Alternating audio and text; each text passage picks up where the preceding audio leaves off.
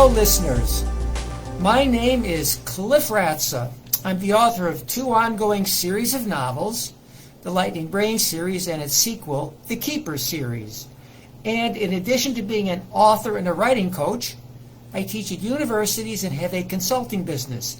If you would like to learn more about me, my books, or my writing coach activities, or make comments or suggestions, please contact us via the lightningbrainseries.com website. This video will cover a topic that I think listeners should like to know more about: religion and philosophy. I will draw material from my article, What Writers and Authors Should Know About Religion and Philosophy, that's already posted on our Writing Coach website. So, away we go. All you listeners, and writers in particular, need a breadth of knowledge either to read critically or write a convincing story. Depth helps too, but it is secondary for casual conversation. And if you need more depth, you can always research the particular topic of interest. Okay, of all areas of knowledge, philosophy and religion are the most far-reaching because they address timeless questions everyone asks at least once in their lives. Questions such as, who am I? Who created the universe? What is the universe or its purpose? Where is the universe heading? What should I do? Oh. How does the universe work? These are the big questions posed by the human condition, which means people living.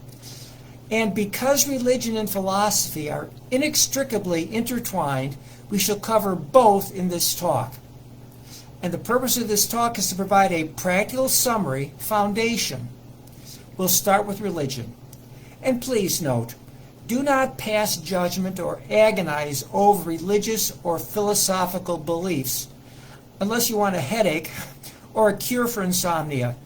Many religious or philosophical writings are now obsolete or are too far-fetched for serious contemplation.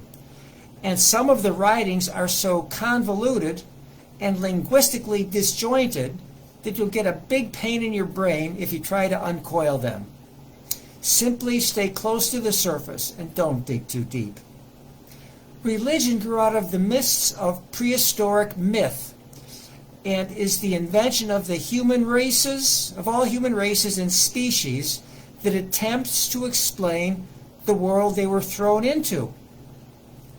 It developed as man moved from hunter-gatherer to an agrarian society and beyond.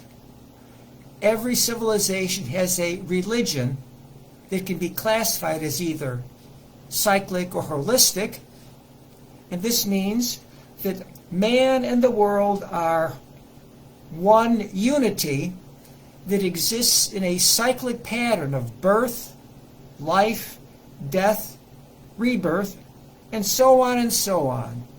Hinduism and Buddhism are prime examples. Hinduism, unlike Buddhism, has no central figure associated with its genesis. It dates back 2,000 years before the birth of Jesus and is a fusion of various Oriental Indian beliefs, including pantheism, Buddhism, which is an offshoot of Hinduism, and founded by Siddhartha Gautama. And that dates back to the 6th century. The other type of religion is linear. In it, man is born, lives, and goes to a heaven or hell when he dies. There are three major linear religions: Judaism, Christianity, and Islamism. Judaism is the provenance or the origin of the other two. Jewish history. Jewish history begins in the Middle East with the covenant established between God and Abraham nearly 2,000 years before the birth of Jesus. This was during the Bronze Age. Abraham is considered the father of the Jewish people. Moses is also an important figure because he gave his people the Torah nearly 1,000 years before the birth of Jesus. And the Torah contains the laws of God. Now, Christianity began in the 1st century AD, after Jesus died, and it's a sect of Jewish people in Judea who believed in the teachings of Jesus. And it spread throughout the Roman Empire. Despite early persecution of Christians, Christianity eventually became the state religion. And Islamism began in the 7th century, after 7th century AD, in Mecca, a city in Saudi Arabia, during the Prophet Muhammad's life. Of the 3 religions, Islamism and Judaism have had only modest reformations. Not so for Christianity. The Protestant Reformation in about 1500 CE created new religions such as Lutheranism, Calvinism, and Puritanism offshoots. And they meant to eliminate the abuses of the Catholic Church. Like the branches of a tree, other religions came from them.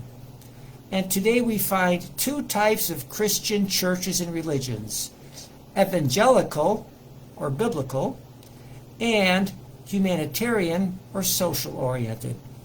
Please note that Confucianism is not covered here because it is a system of philosophical and ethical teachings founded by Confucius in China and developed by Mencius in the 5th century BCE. Nor have we included African religions because African history provides no concise introduction to as many religions or philosophies. And now let's turn to philosophy. Philosophy is harder to summarize. However, what follows, though far from complete, should satisfy the needs for most of you, novelists included. Our focus will be on Western philosophy. The philosophies of the Orient and Islam are better captured in their religions. Philosophy started when humans first became conscious enough to ask rudimentary questions about the world and themselves for purposes of survival. As mankind and civilizations progressed, language grew apace, and with it came increased cognitive ability. The Greek civilization is credited for developing the first systematic approach to philosophy. I'll switch my chair a little bit. There, now you got a better view, maybe. Whatever. Anyway, philosophy comprises these categories. Metaphysics, which is the study of reality, and its subcategory, ontology, the study of being. Epistemology is the study of how we know, and is handled by rationality, subclassed into reason and empiricism, as well as revelation, which is subclassified into faith and divination, also known as God or a supernatural force. Ethics, also known as axiology, is the study of what is good or bad, what is the right way to live. And then there's aesthetics, which is the study of beauty. And political or legal philosophy is the study of government, truth, and law. Now, science is a branch of philosophy, and it's a rigorous version of metaphysics, and is divided into mathematics and logic, the hard sciences, namely physics, chemistry, neuroscience, and biology, and the soft sciences, such as economics, psychology, sociology, anthropology, and archaeology. And then there's the philosophy of art. Art is the study of painting, sculpture, music, literature, and poetry. As civilization developed, philosophers became less practical and more academic, creating subdivisions and vocabularies that are puzzling to those not trained in the discipline. This is unfortunate because philosophy is supposed to help people understand and deal with the human condition, which means simply living, getting through the day. We shall trace a broad chronological outline of philosophy and iconic philosophers. This will contain the major pieces that you should know. We start, of course, with the Golden Age of Greece, known as the Classical Period, and that's 500 years before the birth of Christ, and it extends to 300 BCE. There are the Pre-Socratic philosophers, one group known as the Ionian philosophers, and Ionia is in modern-day Turkey. It includes Thales, Anaximander, and Heraclitus. They believed in nature and materialism. Matter is everything. There is one substance and one God. Another group, known as the Italians, includes Pythagoras, Parmenides, and Zeno. They believe in space, time, and motion are illusions. Numbers underlie the universe. And Zeno is noted for paradoxes, such as an arrow never moves, the hare never catches the tortoise, etc., that even today stump most people. Then there are the big three, Socrates, Plato, and Aristotle. Socrates never wrote. Instead, he engaged people in his Socratic method, which is to ask questions and continue asking questions and explore their answers. His main focus was using knowledge to find the truth, which would guide a person to do what is good. He was convicted of corrupting youth and had to drink hemlock in about 400 BCE. That was his punishment. Plato, a student of Socrates, recorded in his dialogues both Socrates and his own philosophy. His allegory of the cave and his invention of ideals are just two of his many insights. Aristotle, a student of Plato, took a more scientific and logical view of the world. After Athens lost to Sparta and Alexander the Great came to control Greece, that's about 330 BCE, other Greek philosophers came to the fore, such as sophistry, cynicism, and stoicism. But Plato and Aristotle remained major forces. Rome's conquering of Greece, and that was about 150 BCE, marks the end of mainstream Greek philosophy. However, Roman philosophers extended or adapted much of Greek thinking to their own. Noteworthy names include Cicero, Pliny, Plutarch, and Plotinus.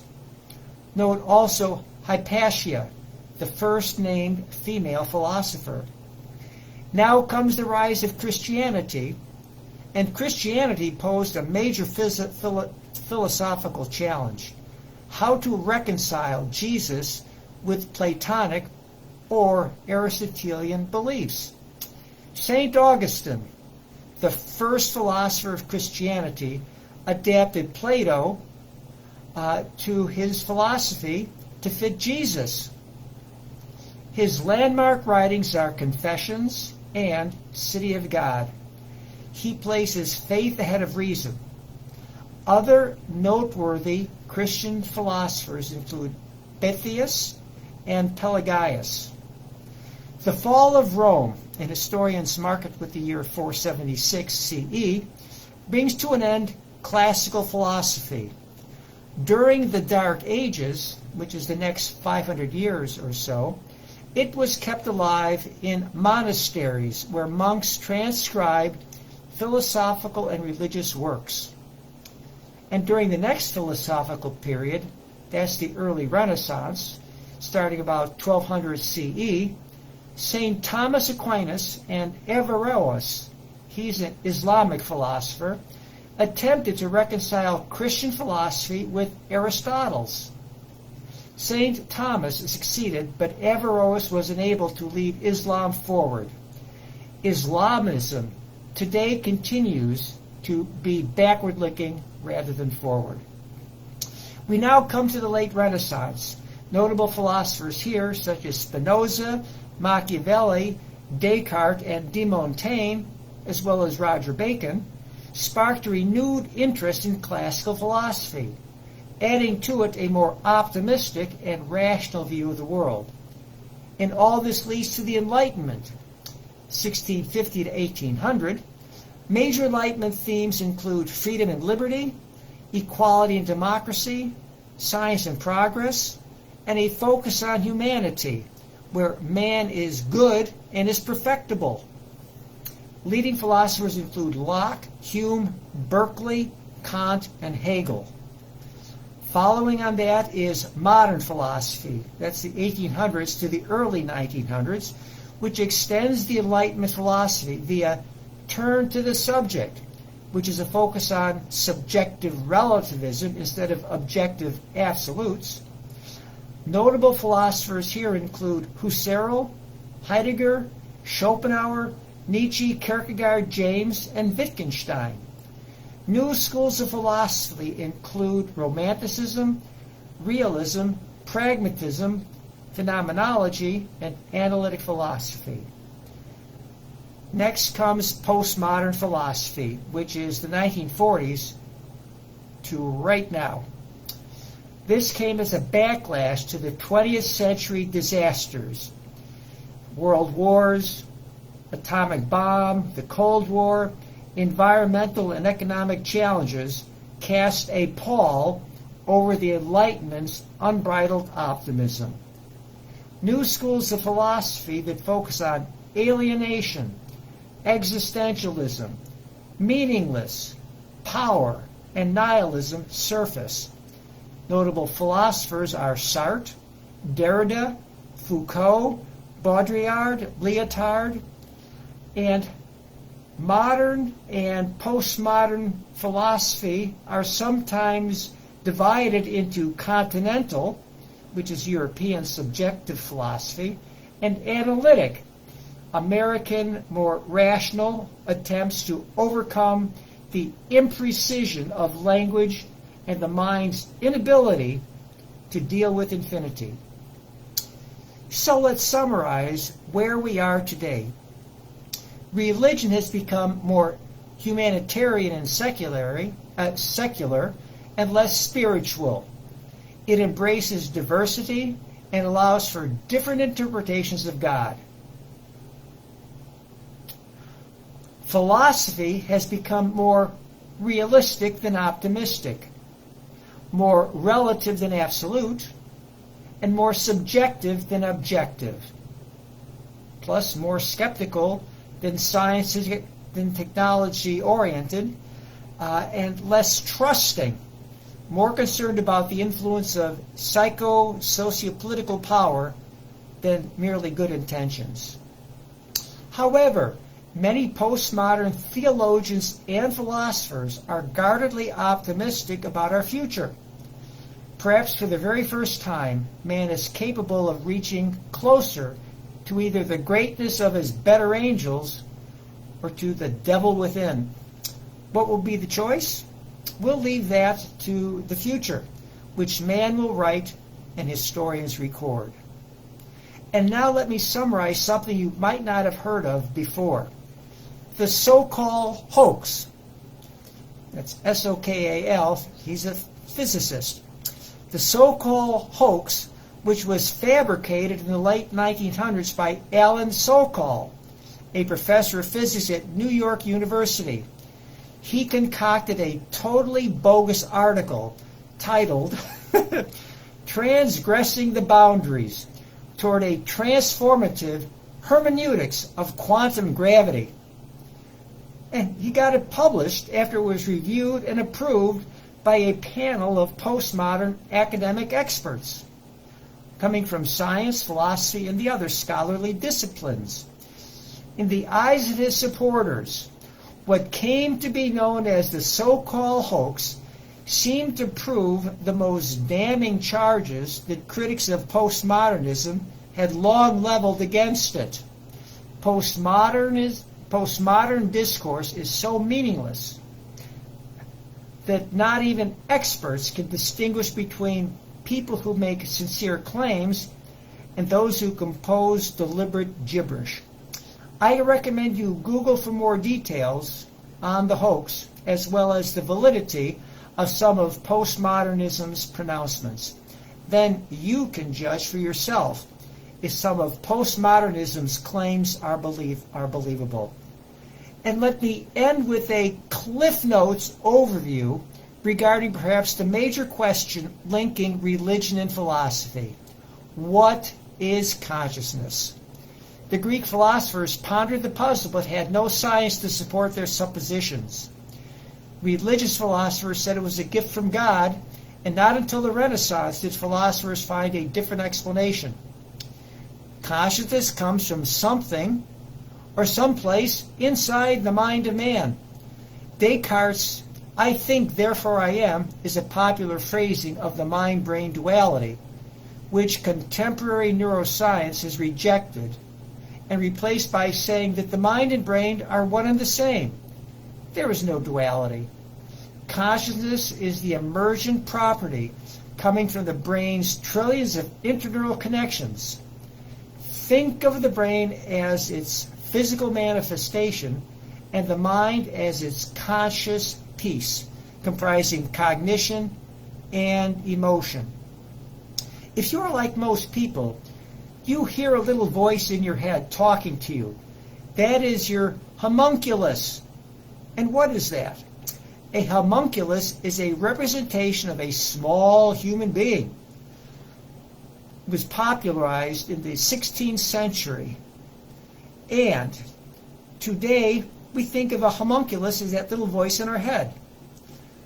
Well, if consciousness is not an emergent property, then your homunculus has a homunculus in its head, and so on and so on.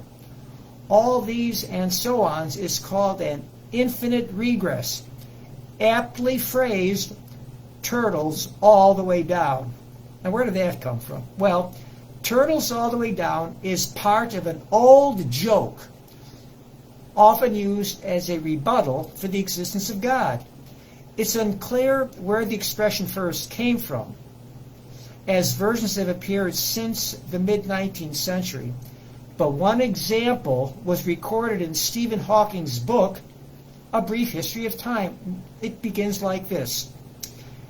A well-known scientist, some say it was Bertrand Russell, once gave a public lecture on astronomy. He described how the Earth orbits around the Sun, and how the Sun in turn orbits around the center of a vast collection of stars called our galaxy. At the end of the lecture, a little old lady at the back of the room got up and said, "What you have told us is rubbish. The world is really a flat plate, supported on the back of a great tortoise." The scientist gave a superior smile before replying, "What is the tortoise standing on?" "You're very clever, young man, very clever," said the old lady, "but it's turtles all the way down." Okay, enough rambling by me. But here are some salient points regarding neuroscience and consciousness.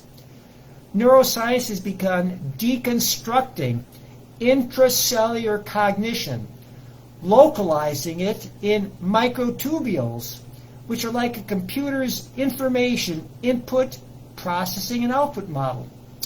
Microtubules contain molecular structures that do Boolean logic type calculations on the neurochemical information impulses traveling along them.